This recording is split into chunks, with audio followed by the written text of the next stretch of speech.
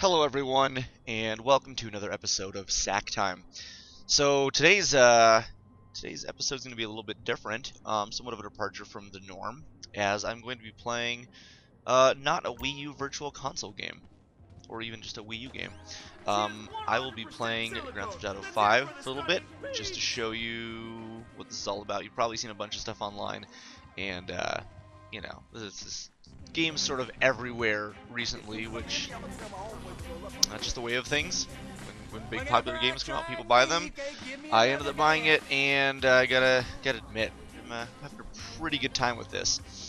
Now, what's interesting to note is that I'm not really a Grand Theft Auto fan, and it's not because I find them to be bad games, or I guess it's more they're not to my particular taste. Urban Sandbox has never really done it for me that much. I appreciate the scope and the scale of which these games are created, and something about this game really sucked me, and it really got me. I'd played the other Grand Theft Autos before. In fact, I played all of them before, from the old PC versions, PlayStation 1, the overhead bird's eye view, which is a lot more tongue-in-cheek kind of humor, and less about a serious story. Played 3, played Vice City, all that good stuff, and I really have a good time messing around with them until I get bored. Now, with Grand Theft Auto 5, the big thing that made me really get into this game wasn't that it was radically different, in terms of sheer, gameplay and idea. Just cars just beeping and making everything difficult. But it wasn't until Red Dead Redemption had come out that I finally started taking Rockstar seriously as a game company that could present things effectively. So with that game, and a lot of the environment and the atmosphere, the details, the graphical fidelity, and the quality of story presentation, I said, geez, Rockstar, they may not be my company when it comes to stuff like Grand Theft Auto, but Red Dead Redemption's really impressive. This is a very good looking game. It's really pretty, and it actually had a really great story to go along with it to coincide. So I said, I guess for the next iteration, I'll give it a shot. I'll give it a serious shot and see what happens. So I picked this game up, and instead of just sort of messing around a lot, I ended up playing the game. Going through the story, experiencing the characters, the graphical fidelity, the audio choices, the story presentation, motion capturing, voice acting, the whole package, and we ended up with something like this. So it's impressive to me because, I mean, $250 million into making a game like this, and it really shows. There's a tremendous amount of detail, and so what we're going to do is sort of just mess around a little bit. I'll show you some of the fundamentals of what makes this game so exciting to me. You're driving around in basically a virtual LA. This is the city of Los Santos, California, I guess, but it's on an island, which is kind of bizarre. We've got a pretty decently large world map. Whoops, let's go ahead and show you what we're working with so far. We've got this whole island, which by no stretch is small. It's a pretty large place. You have the more concentrated city area down here. You've got a whole bunch of tasks to do. You can go parachuting. You can go on the Ferris wheel. You can go buy masks. Go play tennis. Go to flight school. Just a whole bunch of stuff to do. And this is between 3 different characters with nearly 70 story missions total, and a bunch of extra missions in between. As a matter of fact, the game, which we'll show you real quick, has Strangers and Freaks, which... Oh, am I actually on a mission? I guess I'm on a mission. Okay. Well, whatever the case, I'm supposed to be doing something, I suppose. You know what? We're gonna do something... This is Trevor. Maybe my favorite character in the game, because he's really crazy, unhinged. We'll say chaotic neutral character, because he's kind of a bad guy, but he's also... I think his heart is in a spot in which he does certain things out of a goodness. It's not really good. He's a very despicable character, not a good person by any means, but there are certain things that he does that are not so evil in intention. I guess it's weird. You'd have to experience the story. Whatever the case, we've got Trevor here. We've got other characters. We've got Michael down on the lower right, and we've got Franklin. All 3 characters with their own story, with their own goings-on, with all kinds of stuff to experience, and we can switch over to any one of them at any time on the fly. Let's go ahead and go to Franklin just to see what he's up to. And what's kind of fun is this great real-time city map that zooms out and zooms back into each character. you get a chance to see them doing something specific. I mean, it might be something, you know, just totally random, but they're usually hanging out. We're over here at Michael's place. Maybe he's watching TV. He's getting changed to go out for the evening, to go punch a lady or whatever he does, to get into his bread crusher bowl bathtub. Um, let's see. What can I show you guys? It's a lot of fun. Well, we'll just mess around, true Grand Theft Auto style. All right, let's head outside and see. He's got his cool little motorbike. As you can see, on the horizon we have this great looking skyline. So we can make it up the hill to get like a better view.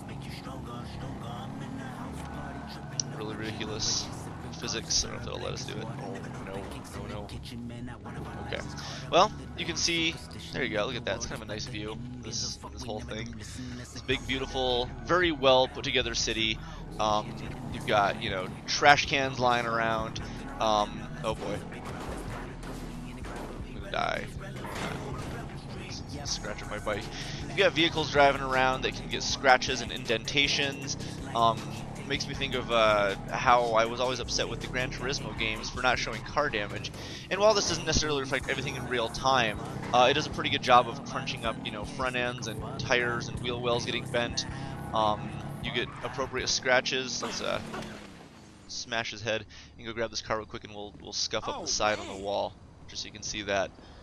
That's kind of cool. It'll also start to turn the light out. But the impressions of this game so far have been remarkably positive, and for as long as I've played, which is, I'd say, with the online component and the playing through the story mode, I've probably played at least a good 50 hours. Let's scratch this thing up and see how the side of my car looks. Oh, there you go. See, scratches galore. That's nasty. That looks terrible. Let's go crunch the front of it. Wow. It gets pretty messed up there in the front, get some bends on it.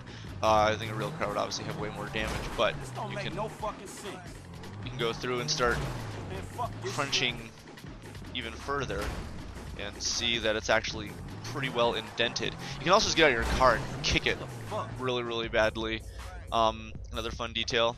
And look at this. It's, well, like 5 a.m. in the morning, and it really feels like, you know, the sun's coming up over the mountains and reflecting the light in the clouds. I don't care about that because I'm going to kick this car to death. And they do some pretty heavy damage. I mean, for a man to be able to do this to a car is a pretty powerful thing, which I guess is exciting. It's very empowering to know that you can do this. And this sucks for the dude who owns this car, because I'm ruining it. And this is one of those really nice supercars you find in the game, the Infernus. And we'll see. Let's go. Oh. Okay. I thought for a second I couldn't even turn it on because I messed it up so bad, but no, because the wheel's all messed up, I can't actually drive that well. I'm just going to be skidding the entire time, leaving a trail behind me, and that sucks. But you know what? That's life. We have a cool cinematic cam by tapping the circle button that'll let us look into making this a little bit more of a cinematic experience. It's obviously way harder to drive like this, but I guess I want to show you the beach as well too, and that's probably a lot more fun if I'm not driving something that doesn't work at all. Let's grab this gentleman's car. In true to Grand Theft Auto form, you're just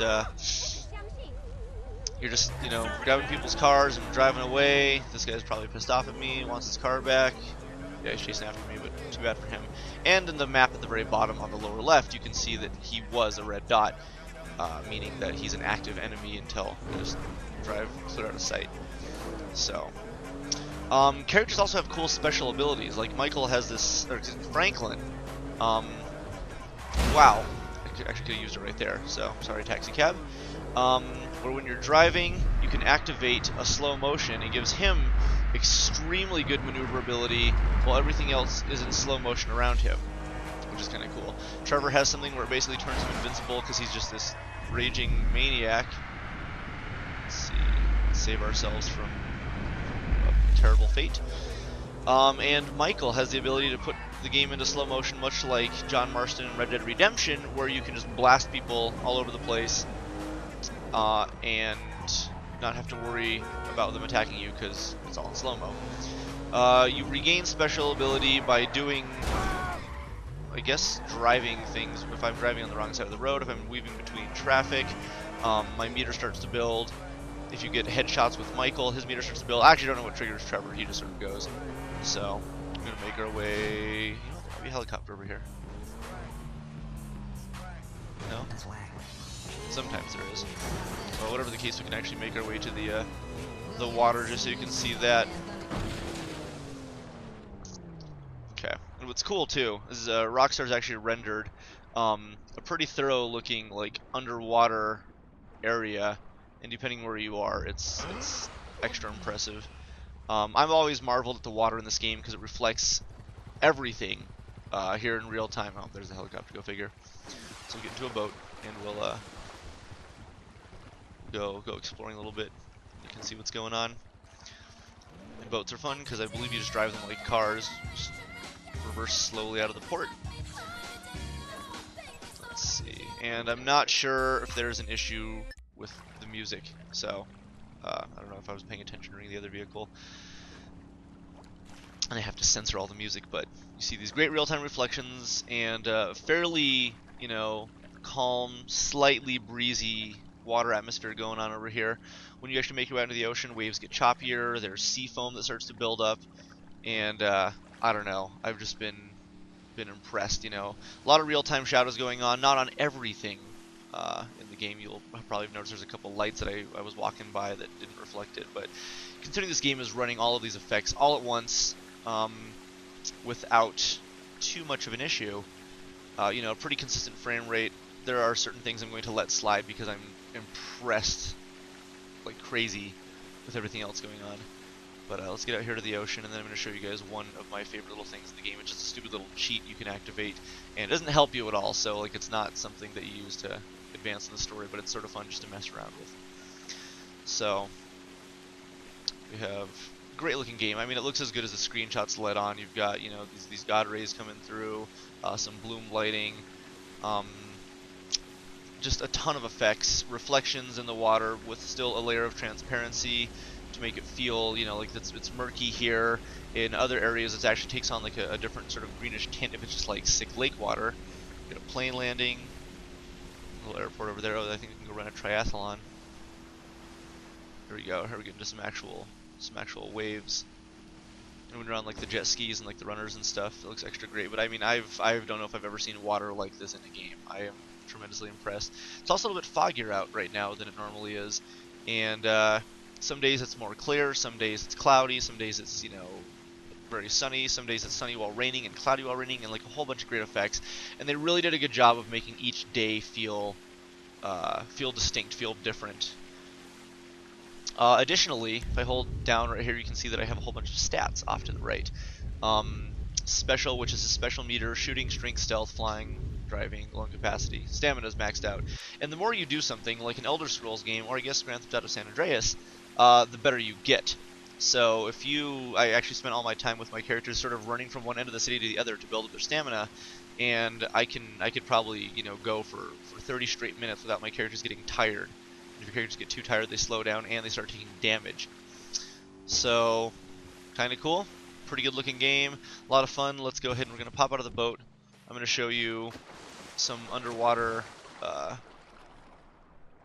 areas. You can actually go, I think, scuba diving and go exploring these things a little bit more thoroughly. But there's like actual coral reefs that you'll find occasionally.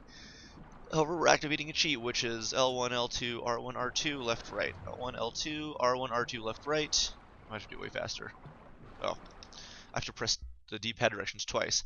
This cheat makes me skydive for no good reason, and I'm going really fast, and it's just sort of fun to like be able to see the city, see the draw distance, see the rendering, and you know, just mess around before you die. Though occasionally you can hit a building head on. If you hit the building, you just take slight damage instead of hitting the ground where you take full damage. And I don't know, something kind of cool to mess around with, and we'll end the video with me splatting into something and showing you why skydiving is extremely dangerous when you're going this fast. I don't know how he's carrying this velocity forward, but whatever the case, let's try to smack into this car. Nope. Alright, Franklin's dead. Thus concludes a little bit of the sack time with Grand Theft Auto. You know what, there's one thing else I did want to show you. No? No, yeah. Let's go ahead and show you the last thing. There's something I can't show you on YouTube because it involves balls and a wiener in the game, and you get to see Trevor's balls and wiener. Sorry, that's a spoiler. But when you come over here to game, you can actually go ahead and replay one of the tons of missions. There's little achievements off to the right-hand side. I guess they're not really like trophy achievements, but to get gold medals, you have to meet certain conditions. So if you want to 100% this game, there's plenty to do. And these are all main story missions. You can do Strangers and Freaks, where you meet random people around the game and you do certain things for them. These are nice because they can also help you get some stat bonuses. And then there's also the activities in town, which are even better for stat bonuses. Like triathlons, where you swim, then you bike, then you run, and a lot of stuff like that. So this concludes another episode of Sack Time, Grand Theft Auto Edition. I kind of want to show you the country, but I suppose you're going to have to buy the game and do it for yourself. You know what? No, we're going to end this by going to the country. We're going to activate the cheat and try to fly over there. I'll see if I have actually enough momentum from where I'm at to make my way to the countryside. No, probably not, so I apologize. But we're flying over that direction anyway. Maybe I can land on the dam, activate the cheat once more, and try again. So if you land in the water carefully, you can do it. Again, look at these colors, look at these mountain shades, these hues. Rockstar did a pretty bang-up job with the graphic engine in this game, and who knows where all of the money went in developing this, but it's pretty apparent they had a pretty good time doing some amazing stuff. Here we go. Here's we're visiting this wide open country land. This is where Trevor harkens from, and it seems like it's a little bit more sparse. But you've got mountain areas. You can take a tram to the top of a hill. You can go. There's a prison right down there. There's little landing strips. You can fly planes over here. Just a pretty remarkable experience, and I've spent a lot of time just sort of messing around. The online is great. The story was a blast. I'm impressed. I gotta admit, for being somebody who's not into this game or this genre per se, with the exception of Saints Row, really, Rockstar has won me over. I'm impressed. I'll buy DLC for this game. They did an amazing job, and whatever they end up doing next, especially for next generation, I can't wait to see what it is. If they can make a game look this good, on a system that's 7 years old, I am tremendously excited to see what they can do with something that is considerably more powerful. So from one Grand Theft Auto to the next, new tool. Look at that. Survived. There it is. Franklin says, thanks, baby. Sack time.